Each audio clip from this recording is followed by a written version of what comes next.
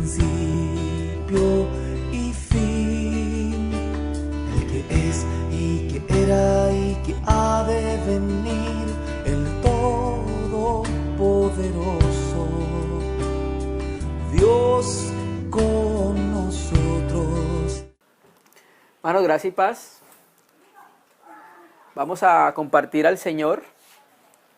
A la verdad, cuando nos reunimos, lo que hacemos es compartirnos la vida del Señor Jesucristo.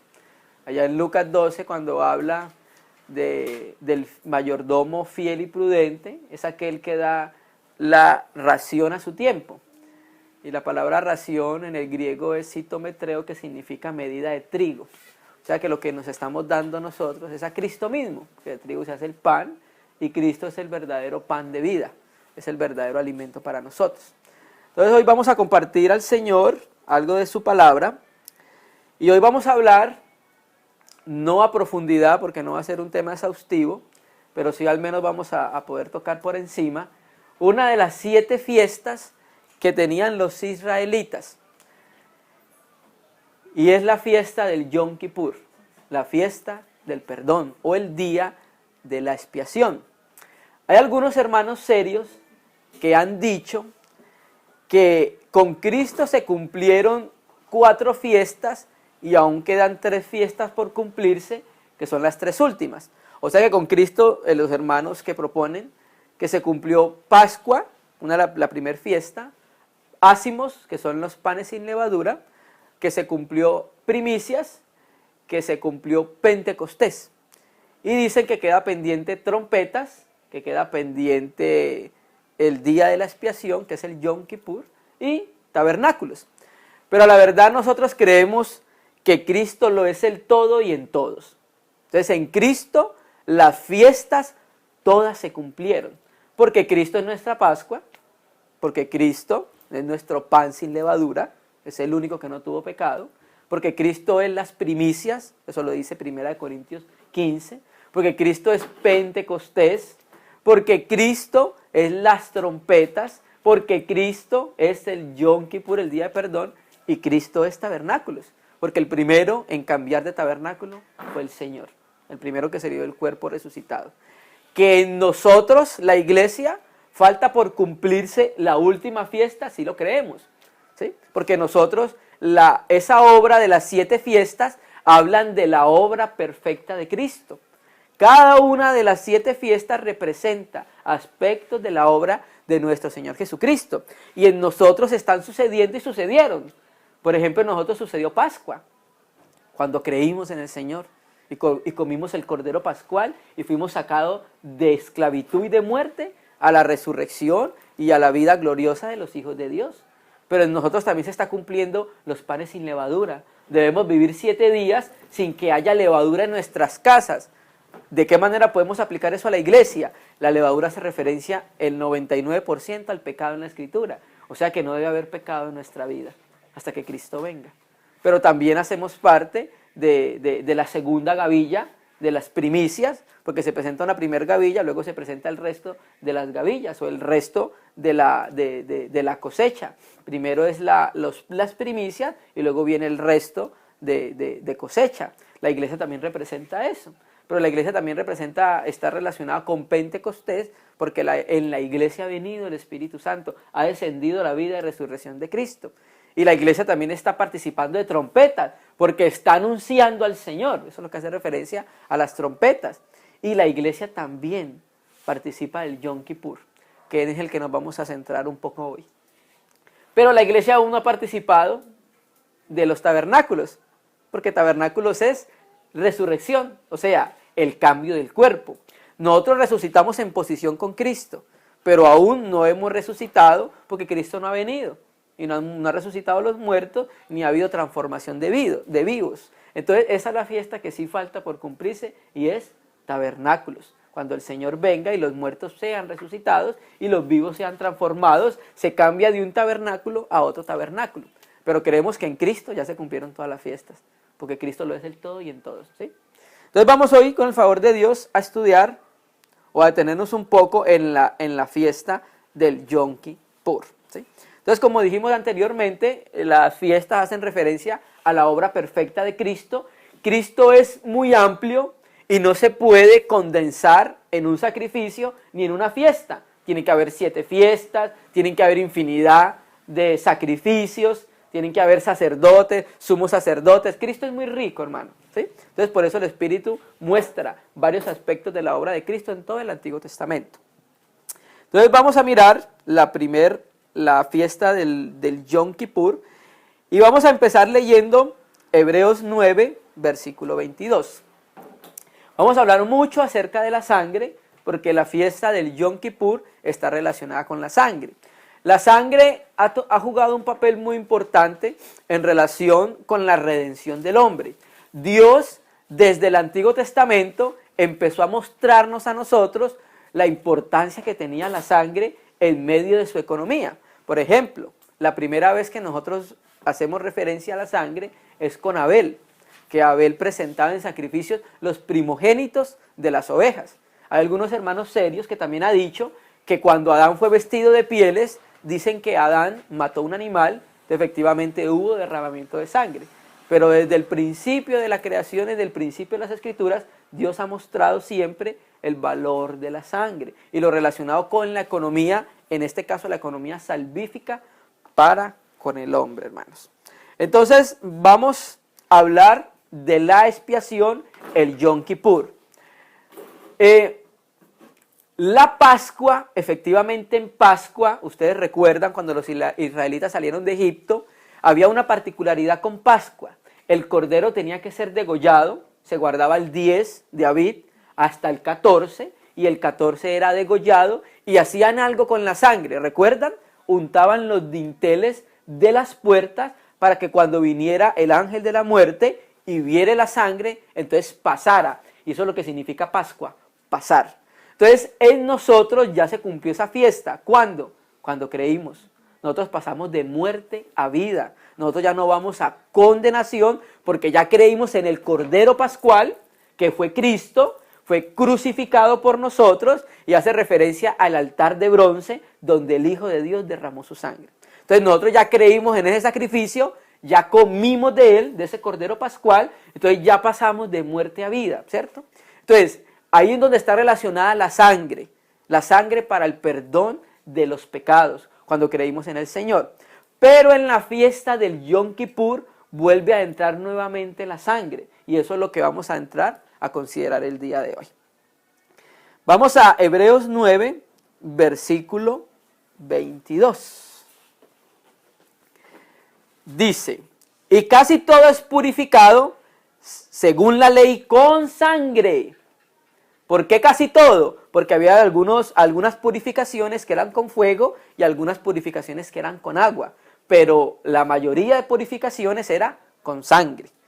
Y casi todo es purificado según la ley con sangre, y sin derramamiento de sangre no se hace remisión. ¿Remisión de qué? De los pecados, ¿sí? El escritor a los hebreos está teniendo en cuenta el Antiguo Testamento y la economía salvífica que Dios estableció para poder redimir a los hombres. Sumemos la escritura, Levítico 10, 17, versículo 10. Entonces vamos a mirar, ya leímos que casi todo era purificado con sangre, ¿cierto? Ahora vamos a leer Levítico 17, versículos 10 y 11, que han sido un texto que los llamados o mal llamados testigos de Jehová han utilizado para decir que no se puede comer sangre. Pero su contexto inmediato no está hablando acerca de lo que ellos enseñan como la transfusión de sangre. Vamos a leer. Si cualquier varón de la casa de Israel o de los extranjeros que moran entre ellos comiera alguna sangre, yo pondré mi rostro contra la persona que comiere sangre y la cortaré de entre su pueblo. Los judíos tenían que comer alimentos en los cuales la sangre ya se hubiera derramado. Por eso había una prohibición de comer animales ahogados, porque el animal ahogado todavía tenía la sangre. Y eso se dio a partir de Noé. A partir de Noé se le da el mandamiento que puede comer animal, pero sin sangre. Y le explica por qué. La vida de la carne está en la sangre. Y el propósito de la sangre no es para comer, tiene otro propósito. El propósito lo dice en el versículo 11. Porque la vida de la carne en la sangre está, ¿sí? Y yo, Dios, os la he dado para hacer expiación sobre el altar por vuestras almas, y la misma sangre hará expiación de la persona. Entonces Dios no permitía que la sangre se comiera, se tomara, porque la sangre tenía un propósito. ¿Cuál? Hacer expiación. Empieza hablando primero expiación en el altar, porque cuando tú entras al tabernáculo de reunión, lo primero con que te encuentras es el altar de bronce. Y hace referencia a la cruz, porque ahí el Señor derramó su sangre, ¿cierto? Entonces, la sangre es para hacer expiación, y la sangre misma haría expiación por la persona, ¿sí? Entonces, la sangre la encontramos en Pascua, en las puertas de las casas de los hebreos, que fueron pintados con sangre en sus dinteles. Esa, llamémoslo así, es la salvación inicial, la sangre inicial. Pero a lo largo de las Escrituras, nosotros vamos a necesitar nuevamente de sangre. Y es el tema que está relacionado con la fiesta del Yom Kippur. Colosenses capítulo 2, versículo 16. Y vamos a mirar algo. Vamos a mirar en este versículo que este texto es el que nos da base a nosotros para que nosotros podamos ver las fiestas desde el punto de vista de Cristo. O sea, nosotros no decimos por decir que las fiestas, la Pascua, Ácimos, Pentecostés, primicias, hacen referencia a Cristo porque lo queremos decir, o porque tratamos de juntar esos versículos y tratamos de hacer ver a Cristo en ellos. No, la Escritura misma nos da a nosotros licencia para decir que las fiestas representan a Cristo, hermano. Y vamos a leerlo en Colosenses 2, versículo 16. Como se estaba introduciendo también judaizantes en medio de los hermanos, en Colosas, el Espíritu por Pablo trata estos problemas. Y llega el versículo 16 y les dice: por tanto, nadie os juzgue en comida o en bebida, ¿sí? O sea, nadie los juzgue si comen o no comen, o si beben o no beben algo, ¿sí? Colosenses 2, versículo 16. Por tanto, nadie os juzgue en comida o en bebida, o en cuanto a días de fiestas, ¿sí? Entonces, aquí días de fiesta está relacionado con las fiestas solemnes que los israelitas celebraban en Israel, en Canaán. Luna nueva o día de reposo, versículo 17. Todo lo cual es sombra de lo que había de venir. ¿Qué es lo que sombra de había de venir? Días de fiestas, luna nueva, días de reposos. Todo eso era una sombra, o sea que no era la realidad, ¿sí? Yo tengo un cuerpo, todos tenemos un cuerpo y tenemos una sombra, pero la sombra no es la realidad del cuerpo, la realidad del cuerpo somos nosotros, ¿cierto? Entonces el Espíritu por Pablo está mostrando que esas fiestas eran sombra de algún cuerpo. Vamos a mirar. Todo lo cual es sombra de lo que ha de venir, pero el cuerpo es de Cristo. Algunas traducciones dicen la realidad, pero en el griego dice cuerpo, ¿sí? Entonces, el Antiguo Testamento, estas fiestas eran sombra de ¿quién? De la realidad del cuerpo que es Cristo. Entonces nosotros tenemos base para decir que esas fiestas representan a Cristo, ¿sí? Entonces, basándonos en ese texto, vamos a mirar la fiesta del Yom Kippur desde el punto de vista de la obra perfecta de Cristo, hermano. Entonces vamos a leer en Levíticos 25, versículo 9. Vamos a mirar la primera vez que se habla de las fiestas y de las enumera casi todas, las tiene en Levítico 23, enumeras todas las fiestas que hay. Pero la primera vez que se habla de la fiesta de Yom Kippur lo tiene en Levítico 16, pero no vamos a entrar a leer todo el texto, sino aparte. En Levítico 25, sumando la palabra, cuando uno suma la palabra, tiene un rompecabezas un poco más claro, cómo comenzaba la fiesta, qué se hacía en la fiesta. Y vamos a leer el versículo 9. Entonces harás tocar fuertemente la trompeta en el mes séptimo, a los 10 días del mes, el día de la expiación, haréis tocar la trompeta por toda vuestra tierra. En el mes 10, en el mes séptimo, habían 3 fiestas. La fiesta de las trompetas, la fiesta del Yom Kippur, o el día de la expiación, y la fiesta de los tabernáculos, ¿cierto? Entonces, inicialmente el Espíritu Santo en Levíticos empieza diciendo que para comenzar la fiesta había que tocar trompeta, y la trompeta sirve ¿para qué? Para convocar, ¿sí? Entonces, la trompeta que se tocaba era para anunciar que venía la fiesta del Yom Kippur. Saltemos a Levíticos 23, versículo 26, y vamos a leer entonces lo que nos dice Moisés por medio de la fiesta, por medio de las escrituras acerca de la fiesta. Levítico 23, versículo 26. Ya después de que habló de la fiesta de las trompetas, ahora entra propiamente a la fiesta de la expiación, el día de la expiación. También habló Yahvé a Moisés diciendo: a los 10 días de este mes séptimo, el mes séptimo, por eso los meses del año entre nosotros han sido cambiados, pero Dios dejó testimonio, y el mes séptimo nuestro, según bíblico, es septiembre. ¿Sí? Septiembre. ¿Amén? Entonces, septiembre es el mes séptimo desde las Escrituras. A los 10 días de este mes séptimo será el día de expiación. Ay, pero ya no habían sido perdonados con el Cordero Pascual. Eso es lo que vamos a entrar a mirar para poder aplicar a nuestra vida como creyentes. Tendré santa convocación y afligiréis vuestras almas y ofreceréis ofrenda encendida a Yahvé. Aquí esta palabra afligiréis, muchos entendidos dicen que aquí hace referencia al ayuno. Y efectivamente el único día de ayuno que se promulgaba en Israel era el día de Yom Kippur. Más adelante surgieron ayunos del mes séptimo, mes octavo, mes noveno, por causa de la deportación.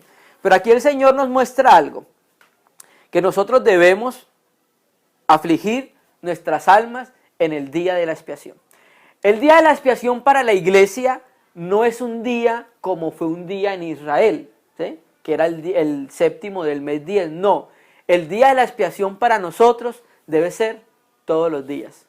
Y nosotros debemos afligir nuestra alma todos los días. Acá hace referencia a afligir nuestra alma. Hay otras traducciones que dicen humillarnos.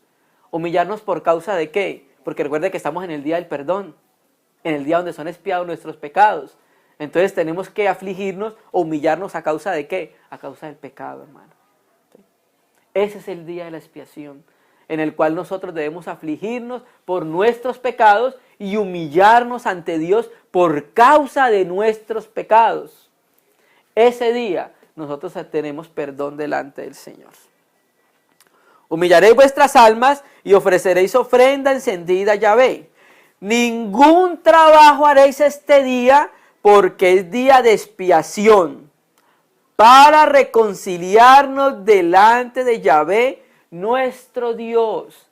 Acá hace referencia con que no tenemos que trabajar ese día. Hermano, nosotros no debemos producir nada para ser perdonados el día de la expiación. Nosotros debemos ser perdonados en la obra perfecta que hizo nuestro Señor Jesucristo, en el derramamiento de su sangre. No hay ninguna otra obra en que el hombre pueda ser perdonado delante de Dios. Si yo hago esto, si me voy de rodillas a tal lugar, ¿sí? Eso no sirve para perdón. No hay ningún trabajo que nosotros podamos hacer o ninguna obra en el cual Dios nos otorgue el perdón.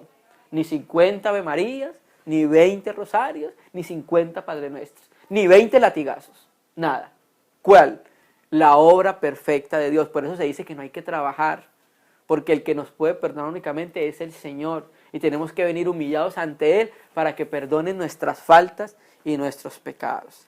Cualquier persona que hiciere trabajo o obra alguno en este día, yo destruiré a tal persona entre el pueblo. Ningún trabajo haréis, estatuto perpetuo es por vuestras generaciones, en donde quiera que habitéis. Día de reposo será para vosotros, y afligiréis vuestras almas comenzando a los 9 días del mes en la tarde, de tarde en tarde guardaréis vuestro reposo. Entonces, cuando Adán fue creado sexto día, ¿cierto? Y el día siguiente para Adán, o sea, el primer día para Adán era el séptimo día, ¿cierto? Y el séptimo día, ¿qué hizo Dios? reposó. Estaba mostrándole a Adán que él tenía que entrar en el reposo del Señor. Y es lo mismo en nosotros.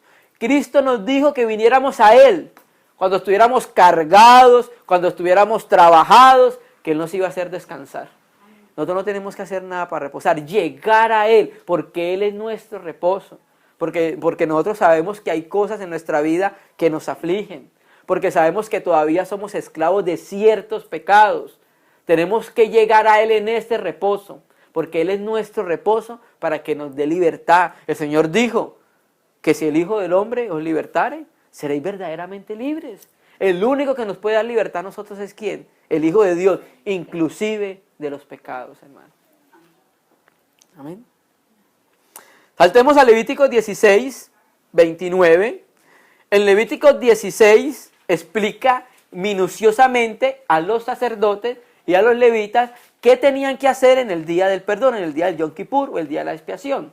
Y en Números 29, versículos 7 al 9 también lo explica. Pero solo vamos a leer una parte de Levíticos 26, versículo 29. Levíticos 16, versículo 29, que es en relación con lo que acabamos de leer en Levíticos 23. Levíticos 16, versículo 29. Y esto tendréis por estatuto perpetuo. O sea, nosotros guardamos a perpetuidad las fiestas en Cristo. Nosotros guardamos reposo. ¿En quién? Porque Cristo es nuestro reposo. O sea que el que está en Cristo siempre está en reposo y siempre está guardando el reposo. ¿Sí? ¿Cierto que sí? Y esto tendréis por estatuto perpetuo. El mes séptimo, a los 10 días del mes, afligiréis vuestras almas. También hace referencia a negarse a uno mismo. Cuando uno aflige el alma, está hablando de la negación. Por ejemplo, si se aflige no dándole alimento, quiere decir que está negándole el alimento a su cuerpo. Entonces, es una manera de ver que nosotros tenemos que vivir negándonos constantemente y afligiendo la vida del alma, no dándole al alma todo lo que el alma desea y todo lo que el alma quiere, hermanos. Ninguna obra haréis, ni en natural ni en extranjero que mora entre vosotros, porque en ese día será expiación para vosotros y seréis limpios. Recuerda que acabamos de leer ahorita que también ese día era para reconciliarnos. Entonces, para reconciliarnos y para limpiarnos. Pero si ya fuimos perdonados, el Señor nos está mostrando que necesitamos ser reconciliados siempre con Él y necesitamos ser limpiados siempre. Porque nosotros estamos caminando en este mundo y nuestros pies se nos empolvan, hermano. Y hace referencia al pecado. Porque en este día será expiación por vosotros y seréis limpios de todos vuestros pecados delante de Yahvé. Entonces mire, ¿para qué era el día de la expiación? Para que en ese día, que era una vez al año, el pueblo fuera limpio de todos los pecados que habían cometido. 31, día de reposo es para vosotros y afligiréis vuestras almas. Estatuto perpetuo. ¿Sí? Entonces nosotros siempre estamos guardando estas fiestas en Cristo Jesús. Amén. ¿Qué aspecto nos enseña a nosotros, qué nos señala a nosotros el día de la expiación en relación con Cristo? ¿Qué aspecto nos muestra el día de la expiación de Cristo? Nos muestra el aspecto de Cristo como abogado, hermano. Ese es el aspecto que nos revela en parte el día de la expiación y vamos a entrar a estudiar con el favor de Dios. Nosotros debemos vivir cubiertos siempre de la sangre del Señor. En nosotros ya se roció la sangre cuando creímos, pero nosotros necesitamos la sangre, porque la sangre es un constante permanente, hermano. Vamos a empezar a mirar. Le damos gracias al Señor. Hebreos 9, versículo 6. Una de las cosas que hacía el sumo sacerdote en el día de la expiación era que tenía que entrar una vez al año, en la fiesta de la expiación, al lugar más santo, o sea, al santo de los santos o al lugar santísimo, con sangre de machos, de toros, de corderos, para hacer expiación por él, por sus hijos y por el pueblo, incluso por el tabernáculo, porque los israelitas lo contaminaban por el pecado que había en ellos, ¿sí? Entonces vamos a mirar a manera de figura cómo el Señor también hizo lo mismo. Y con este texto que vamos a ver, tenemos razón para poder compararlo. Hebreos 9, versículo 6. Entonces empieza a hablar de lo que estaba dispuesto en el tabernáculo, ¿sí? El primer pacto, cómo está dispuesto todo, el arca del pacto, la menorá, el altar de los inciensos, todo como estaba dispuesto, hasta que llega el versículo 6. Así dispuestas estas cosas, en la primera parte del tabernáculo entran los sacerdotes continuamente para cumplir los oficios del culto, verso 7. Pero en la segunda parte, o sea, en el Santo de los Santos, solo el sumo sacerdote una vez al año, no sin sangre. O sea, estamos leyendo por medio de Hebreos lo que sucedía en el día de la expiación. Amén. No sin sangre, la cual ofrece por sí mismo y por los pecados de ignorancia del pueblo. Versículo 8. Dando el Espíritu Santo a entender con esto, o sea, con la entrada del sumo sacerdote una vez al año, el Espíritu Santo estaba dando a entender con esto que aún no se había manifestado el camino al lugar santísimo, entre tanto que la primera parte del tabernáculo estuviese en pie.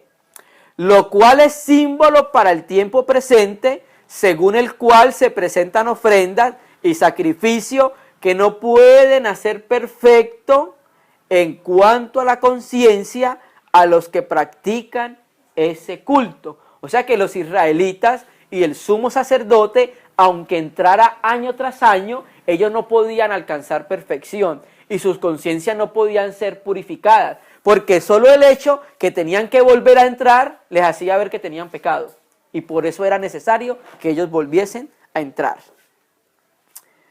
Ya que consiste solo en comidas y bebidas de diversas abluciones y ordenanzas acerca de la carne, impuesta hasta el tiempo de reformar las cosas. Entonces, ¿cuándo era el tiempo de reformar las cosas? Cuando Cristo viniese y le diera un cumplimiento a todas esas fiestas. Entonces, por eso habla el tiempo de reformar las cosas. No el tiempo de la regeneración de las cosas que habla en Hechos. Pero estando ya presente Cristo, sumo sacerdote de los bienes venideros, por el más amplio y más perfecto tabernáculo, no hecho de manos, es decir, no de esta creación, y no por sangre de machos, cabríos ni de becerros, sino por su propia sangre. Y aquí entonces por eso es que lo comparamos con la entrada del sumo sacerdote en el día de la expiación. Entró una vez, y así como el sacerdote entraba una vez al año, ¿sí? Cristo entró una vez, no cada año, sino una vez, para siempre en el lugar santísimo, habiendo obtenido eterna redención, hermano. Entonces, en virtud de esta sangre, un Dios santo podía ser morada en medio del pueblo de Israel, ¿sí? Porque Dios en la sangre que él veía proféticamente o por anticipado el derramamiento de la sangre de su Hijo. Entonces, cuando Cristo muere en la cruz, que es Pascua, se presenta ante el Padre y presenta la sangre ante el Padre. Y a través de esa sangre es que nosotros tenemos completo perdón ante el Señor. Pero nosotros estamos caminando en esta tierra, ¿sí? Nosotros nos estamos ensuciando los pies, mientras vamos madurando vamos pecando, y nosotros necesitamos ser perdonados. Y por eso Dios estableció el día de la expiación, para que nosotros, los hijos de Dios, en todo lugar, en toda la tierra, cuando pecasen, se acercaran al Señor, porque el Señor se presentó ante el Padre con su sangre, sin mancha y sin pecado. Primeramente, ante el Padre, para que el Padre fuera satisfecho, ¿sí? Fuera glorificado el Padre, pero segundamente para con nosotros, para que nosotros pudiésemos alcanzar perdón. Pero la sangre sigue estando presente. La sangre es un constante presente. Entonces, si nosotros hemos pecado, si nosotros hemos ofendido al Señor, si nosotros hemos sido irresponsables con la vida de resurrección del Señor, nosotros estamos en el día del Yom Kippur para presentarnos ante el Señor para que el Señor nos perdone, hermano. Para eso Dios estableció la fiesta del perdón, para que fuésemos perdonados, hermanos. Vamos a mirar un aspecto de la sangre en los cielos. Apocalipsis 19, versículo 11.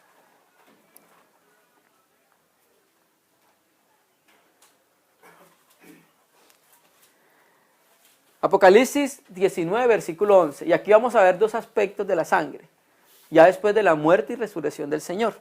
Es más, en su venida. Aunque Él viene, no en relación con el pecado, pero el Señor, en su cuerpo resucitado, quedaron huellas de la obra de expiación que hizo por nosotros. En Zacarías dice que a Él le preguntan, ¿y esas heridas de los clavos en sus manos? Y Él dice, con ellas fui herido por causa de mis amigos, en casa de mis amigos. ¿Sí? Él fue herido por causa de nosotros. Entonces va a quedar siempre una muestra de que el Señor hizo expiación por nosotros. Ustedes recuerdan cuando Tomás dice que no creía si no lo viera él, que estuviera en medio de ellos. Entonces el Señor le muestra el costado y le muestra sus manos. ¿Sí? Apocalipsis 19, 11. Entonces vi el cielo abierto, he aquí un caballo blanco, y el que lo montaba se llama Fiel y Verdadero. Esa es la segunda venida del Señor. Y con justicia juzga y pelea. Sus ojos eran como llama de fuego, como lo cantamos hoy. Y había en su cabeza muchas diademas, y tenía un nombre escrito que ninguno conocía sino él mismo. Versículo 13.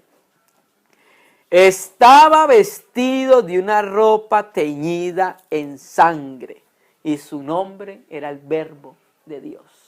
Algunas traducciones, y parece que la traducción más correcta es salpicada de sangre. ¿Sí? Está vestido de una ropa salpicada en sangre y su nombre es el Verbo de Dios. Y los ejércitos celestiales vestidos de lino finísimo, blanco y limpio le seguían en caballos blancos.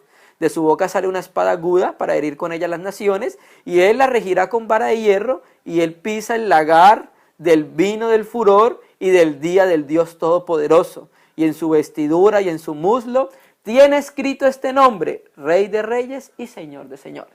Entonces, para poder entender de dónde es esta sangre, en parte, tenemos que sumar la escritura. El verso correspondiente lo tiene Isaías 63, versículo 1. Y vamos a hablar de la sangre presente. Isaías 63, versículo 1. Veamos qué dice Isaías 63, versículo 1 en relación con el texto que acabamos de leer. La ropa salpicada de sangre. ¿Quién es este que viene de dónde? De bolsa con vestidos rojos. Este hermoso en su vestido, que marcha en la grandeza de su poder. Yo, el que hablo en justicia, grande para salvar.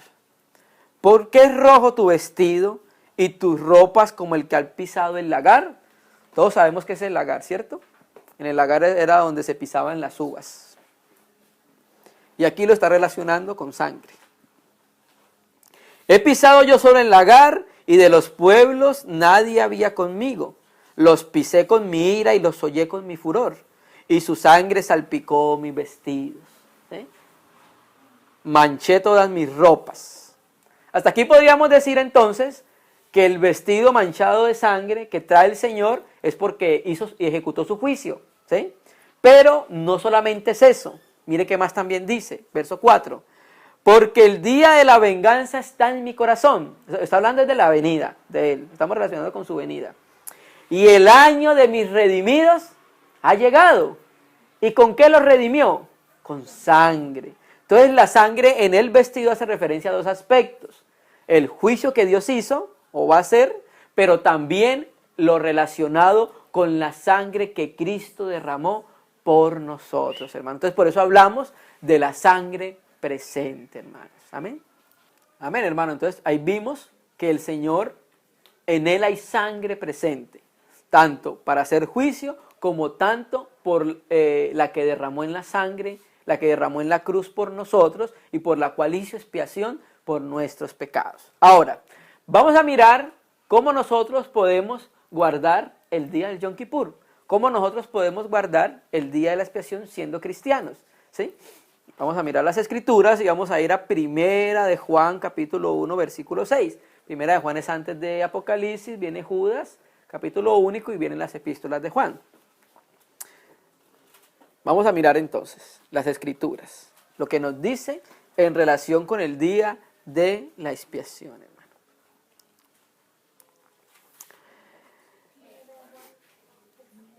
Primer libro de Juan, capítulo 1, versículo 6. Si decimos que tenemos comunión con Él, o sea, con el Señor, con el Padre, por el Espíritu, y andamos en tinieblas, mentimos y no practicamos la verdad.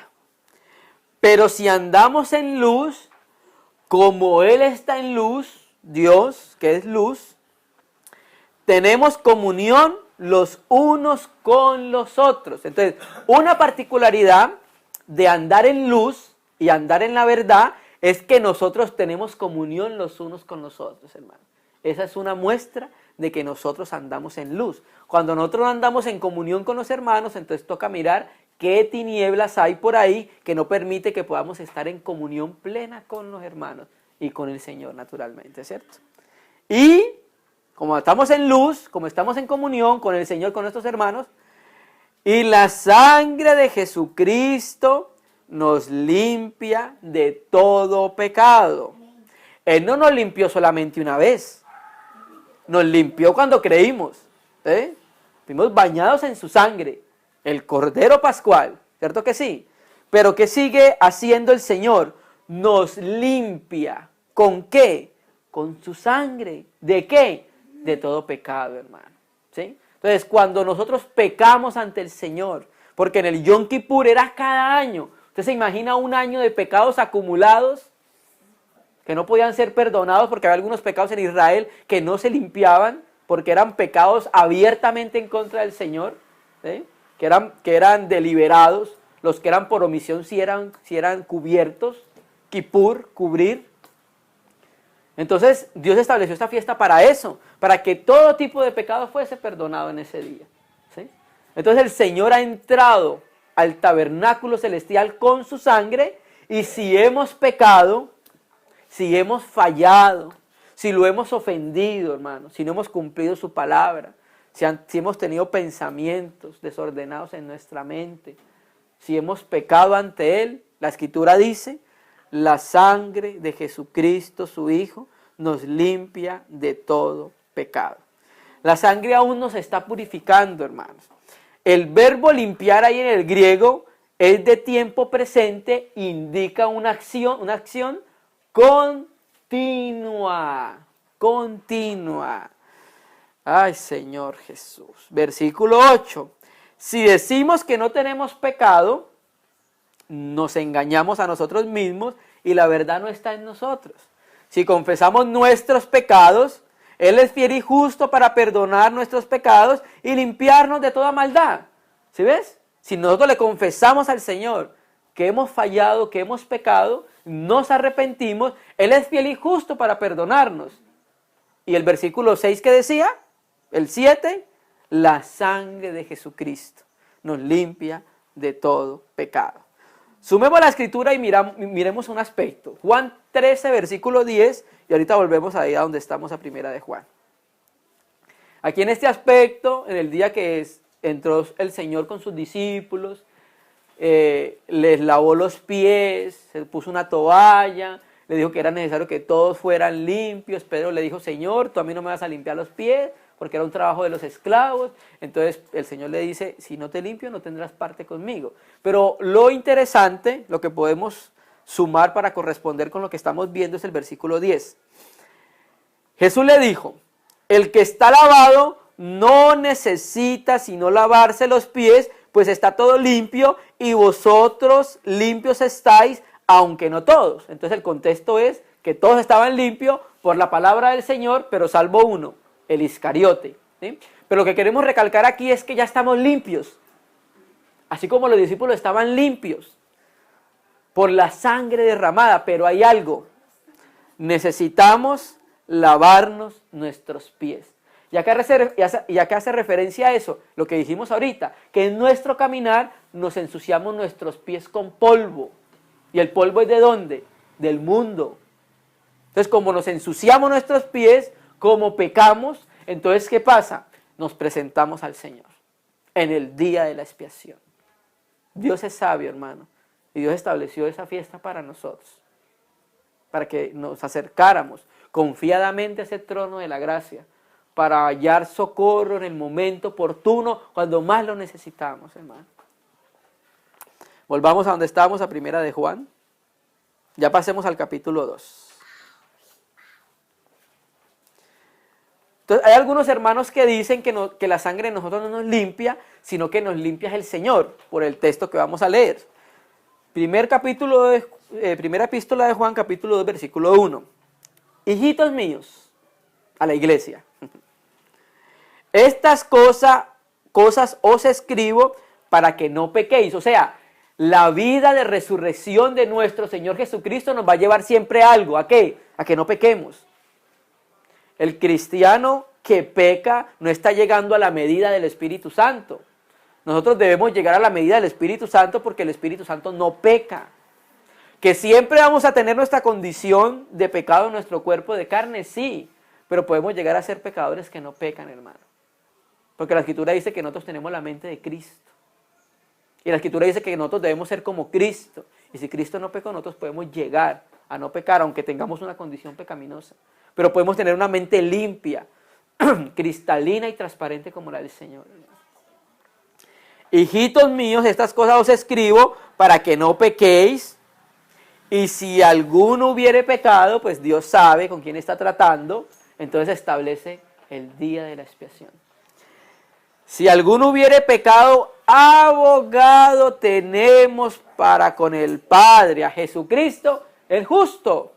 Entonces, aquí es donde nosotros decimos que la fiesta de la expiación o el día de la expiación hace referencia a Cristo como nuestro abogado. La palabra griega es paracleto, que es la misma que se traduce el consolador, ¿sí? Entonces, si alguno ha pecado, ¿quién tenemos? A Jesucristo. Pero ¿cómo se presenta a Él? Según las Escrituras, el perdón era en base a ¿qué? A la sangre. ¿Cierto que sí? Y nosotros fuimos perdonados en base a la sangre. Entonces, ¿cómo se presenta Cristo? Con su sangre ante el Padre, porque la sangre es un constante presente, hermanos. Amén, hermanos. Entonces, cuando pecamos, cuando nos arrepentimos delante del Señor de aquel pecado que abominamos y aborrecemos, pero lo hacemos, el Señor dice que nos presentemos y confesamos nuestro pecado. Tenemos a Jesucristo intercediendo por nosotros. ¿Cómo intercede? Se presenta ante el Padre con su sangre, para que podamos ser limpiados de acuerdo a lo que dice Primera de Juan 1:7. Si alguno ha pecado, la sangre de Jesucristo lo limpiará, hermano. El Señor no nos deja caídos, hermano. El Señor no nos deja caídos. Si hemos caído, el Señor no nos deja caídos. El Señor nos ha dado provisión para que podamos ser perdonados y nos pueda reconciliar con Él. Ya fuimos reconciliados cuando creímos. El mundo estaba enojado y peleado con Dios, ¿cierto? Pero Dios envió a su Hijo para reconciliar al mundo con Dios. Y los que hemos creído nos hemos reconciliado con Dios, pero nuestros pecados nos alejan del Señor, hermano. Entonces necesitamos ser reconciliados nuevamente con Dios. Necesitamos ser limpiados porque manchamos nuestras vestiduras. Entonces tenemos que limpiar nuestras vestiduras con la sangre del Cordero, hermano. ¿Amén? La sangre sigue vigente y la sangre purifica, limpia nuestras conciencias de pecado, hermano. Hebreos 9, versículo 13, vamos a leerlo. Y ahorita vamos a mirar este aspecto de Cristo como abogado o como intercesor. Porque si la sangre de los toros y de los machos cabríos y la ceniza de la becerra rociada a los inmundos santifica para purificación de la carne. Entonces, ¿qué hacía la ceniza de la becerra roja y qué hacía la sangre de los machos cabríos? Purificaban la carne. Pero lo más importante delante de Dios no es la purificación de la carne. Versículo 14. Cuanto más la sangre de Cristo, el cual mediante el Espíritu eterno se ofreció a sí mismo sin mancha a Dios, limpiará. ¿Está hablando en qué? En futuro. O otra traducción dice, purificará. ¿Quién? La sangre de Jesucristo. Limpiará, purificará nuestras conciencias de obras muertas para servir al Dios vivo, hermanos. Entonces, si apelamos al Señor, Él presenta su sangre para que purifique nuestras conciencias de obra muerta y de pecado y toda porquería, hermano. Porque nosotros estamos en este mundo y caminamos y nos ensuciamos nuestros pies. ¿Cierto que sí? Pero el Señor ha hecho provisión, aleluya al Señor, porque no nos dejan esa condición, hermano. Y esto es necesario que nosotros lo conozcamos para que nos acerquemos confiadamente al trono de la gracia.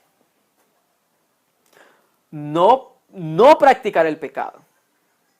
No practicar el pecado. Porque una cosa es que nosotros pecamos por ignorancia, porque no sabemos. Pero cosas diferentes es que estemos practicando abiertamente pecado en contra del Señor. Y miremos el aspecto de la sangre rociada. Hebreos 12, versículo 24. Unos capítulos más adelante.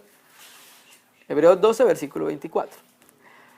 Entonces dice que no nos hemos acercado al monte que estaba ardiendo con fuego, ni con truenos, ni con tinieblas, sino que nos hemos acercado a la Jerusalén celestial, ¿sí? A la mirada de millares de ángeles, a los primogénitos de los inscritos en el cielo, a Jesús el mediador de un nuevo pacto, y a la sangre rociada. ¿Cuál sangre rociada es esta? La sangre del Cordero de Dios.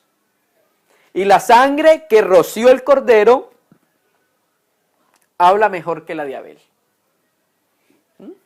Porque la sangre de Abel también fue rociada, pero ella no sirve para perdonar nuestros pecados. Pero en cambio la sangre de Cristo sí. Y por eso hablamos de la sangre como un constante presente porque fue rociada.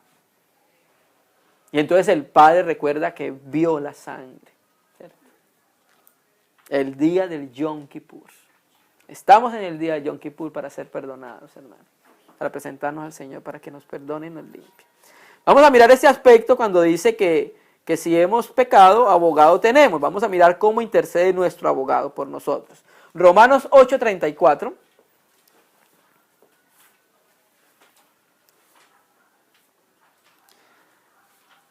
Mire qué es lo que dice el apóstol Pablo en relación con lo mismo que viene hablando el escritor a los hebreos.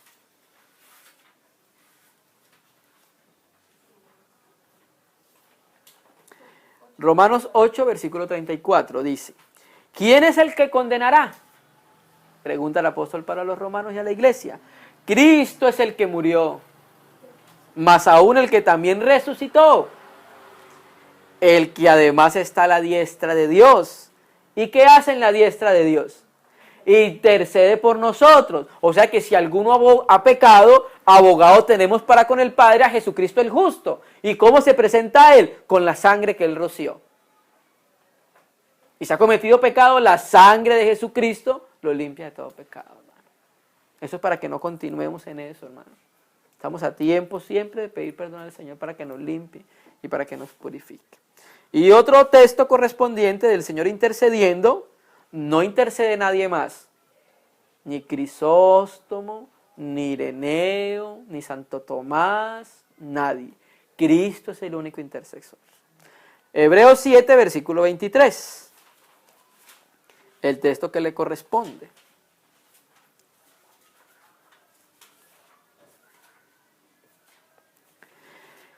Y los otros sacerdotes llegaron a ser muchos, debido a que por la muerte no podían continuar. Mas este, Jesús, por cuanto permanece para siempre, tiene un sacerdocio inmutable, no cambia.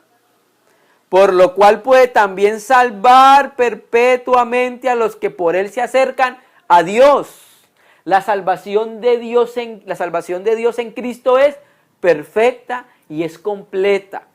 Por eso aquellas doctrinas que enseñan que tú te puedes salvar más, cierta obra está quitándole el valor a la obra perfecta y consumada de Cristo. Tú no te salvas por creer en Cristo más, no. Tú te salvas por creer en Cristo. Porque la obra de Cristo es tan perfecta que puede salvar a cualquier pecador. Y lo puede perfeccionar, hermano. ¿Amén? por lo cual también puede salvar perpetuamente a los que por él se acercan a Dios, viviendo siempre para interceder por ellos. El mismo texto de Romanos. ¿Cómo intercede? Tenemos un Paracletos, un abogado que intercede ante el Padre por nosotros. Entonces, si el diablo va a acusarnos, el Hijo se presenta con la sangre que ha derramado, que es un constante presente, hermano. ¿Sí? Porque la Escritura dice en Apocalipsis, le han vencido por la sangre del Cordero. ¿Amén? Es en base a la sangre la que nos limpia, porque estamos hablando del perdón. Hay otras cosas, pero estamos hablando del perdón de los pecados. Vamos a leer un aspecto en Apocalipsis 5, versículo 7. Ustedes recuerdan que nosotros estuvimos leyendo un libro del hermano Nick que se llama El tiempo de la cruz. Y cómo hablaba de la cruz como un constante presente, pero también como la sangre, hermano. Porque en el Antiguo Testamento, pues todos eran pecadores, ¿cierto que sí? Y aunque ofreciesen animales para expiación por los pecados, sus pecados siempre eran, ¿qué? Solo cubiertos. ¿Sí? La palabra hebrea kafar significa cubrir, que es la que se traduce como expiación. Los pecados no eran removidos de los israelitas, eran cubiertos. Y en el Antiguo Testamento Dios perdona los pecados a ellos a través de la sangre, de los muchos sacrificios, porque Dios ve a distancia la sangre de su Hijo representada en esos sacrificios. Porque eso es lo que acabamos de decir en Colosenses, que Cristo era la figura de todo aquello del Antiguo Testamento. Apocalipsis capítulo 1, versículo 1. Y vi en la mano derecha o de la diestra del que estaba sentado en el trono un librito abierto, por dentro y por fuera sellado con 7 sellos. Esta escena es después de la ascensión del Señor que está teniendo Juan en Pasmos, una visión. Vi un ángel fuerte que pregonaba a gran voz, ¿quién es digno de abrir el libro y de desatar sus sellos? Versículo 3. Y ninguno, ni en el cielo, ni en la tierra, ni debajo de la tierra, podría abrir el libro, ni aún mirarlo. Y lloraba yo mucho porque no se había hallado ninguno digno de abrir el libro, ni de leerlo, ni de mirarlo. Y uno de los ancianos me dijo, estos son de los 24 ancianos, no llores, he aquí el león de la tribu de Judá, la raíz de David, ha vencido para abrir el libro y desatar sus 7 sellos.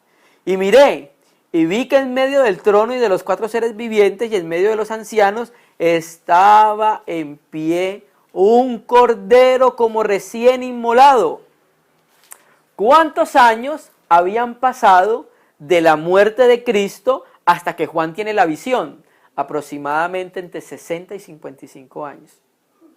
Si no es que había pasado más. Porque Juan tenía por ahí unos 85, 90 años cuando tiene la visión de Pasmos.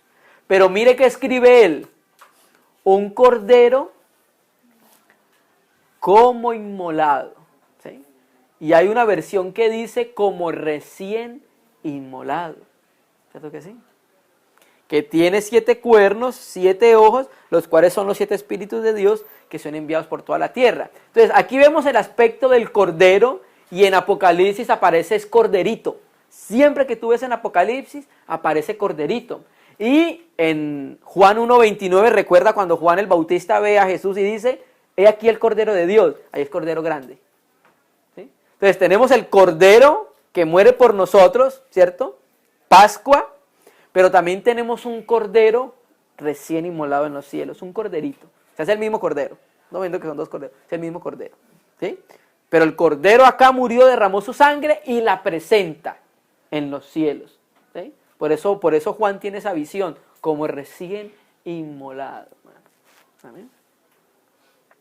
Vamos a mirar un ejemplo en el Antiguo Testamento de uno que pecó, porque estamos hablando del día de la expiación. Y vamos a mirar cómo este hermano que pecó, se acercó a ese día de la expiación, sin ser día de expiación, o sea, literalmente el mes séptimo, el día 10. David. Todos conocemos lo que sucedió con David, con Betsabé, con Urías el Eteo. Según la ley de Moisés, él tenía que morir apedreado, porque él mató y porque él adulteró. Y si David apela a la ley lo que hace es juzgarlo y matarlo, lo condena. ¿Sí? Y entonces él sabía que no podía apelar a la ley porque según la ley él tenía que morir. Entonces vamos a mirar a qué apeló él. David apeló y vamos a ver qué dicen las escrituras. Salmo 51. Todos conocemos el texto, ¿cierto? Entonces vamos a mirar cómo David se acercó al día de la expiación. Cómo David se acercó al día del perdón. Salmo 51. Entonces él empieza diciendo al músico principal, Salmo de David, cuando después que se llegó a Betsabé, vino a él Natán el profeta. Entonces ustedes recuerdan que Natán viene y le dice que hubo un hombre que tenía un corderito, pero hubo otro que tenía como 100 o muchas, y entonces el hombre le quitó el corderito al único que tenía la corderita, y entonces David se encendió en ira y le dice que debe ser muerto.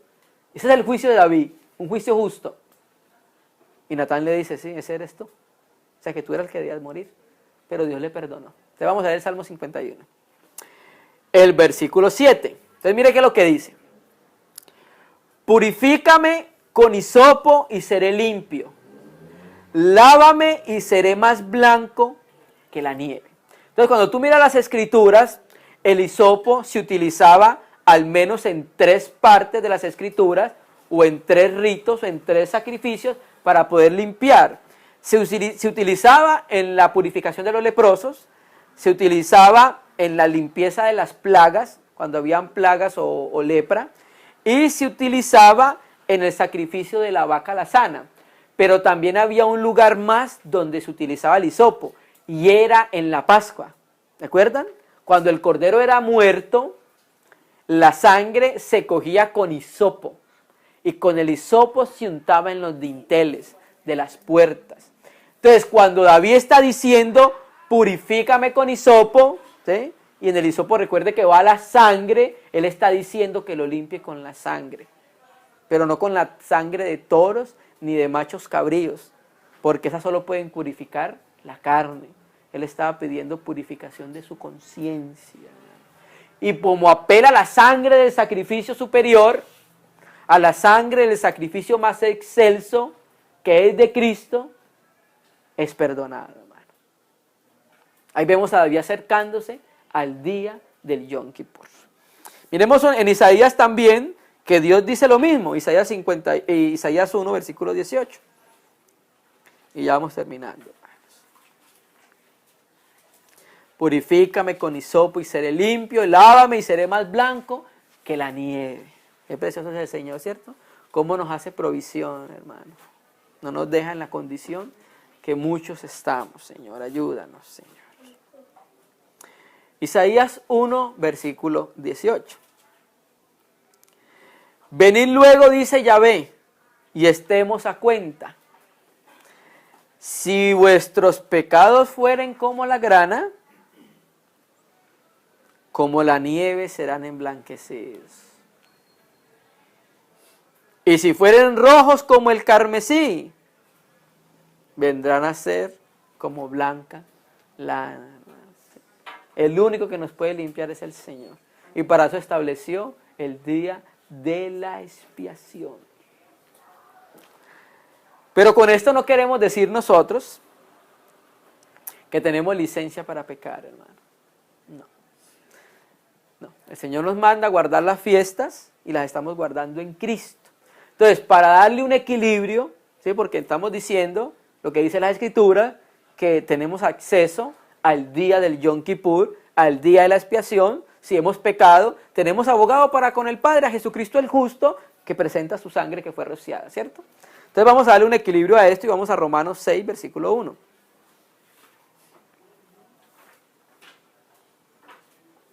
En Romanos 5, el versículo 20 y 21, Pablo termina hablando en ese capítulo, que somos salvos por la abundante gracia de Dios. ¿Sí? Eso lo acabó de afirmar Pablo en el 5:20. Y el 6:1, para que le podamos dar un equilibrio a esto. ¿Qué pues diremos? Sí, porque Dios es abundante, porque nos salvó con su gracia abundante. ¿Perseveraremos en el pecado para que la gracia abunde? ¿Perseveraremos en el pecado o perseveraremos en las oraciones, en el partimiento del pan, en la doctrina de los apóstoles o en la comunión unos con otros? ¿En qué perseveraremos? ¿Sí? Es una pregunta para cada uno de nosotros en la iglesia. ¿Perseveraremos en el pecado para que la gracia abunde? Y aquí debe estar traducido con signos de admiración, que lo tienen unas versiones. En ninguna manera. Porque lo que hemos muerto al pecado, ¿cómo viviremos aún en él? Aunque tenemos acceso al día del perdón, al día del Yom Kippur, que Dios lo estableció, Cristo como nuestro abogado, no debemos perseverar en el pecado, de ninguna manera. El hecho que porque Dios nos perdone, nosotros no tenemos ninguna licencia para estar pecando, hermano. Sabemos que por nuestra humana debilidad podemos pecar en ciertas cosas, ¿sí?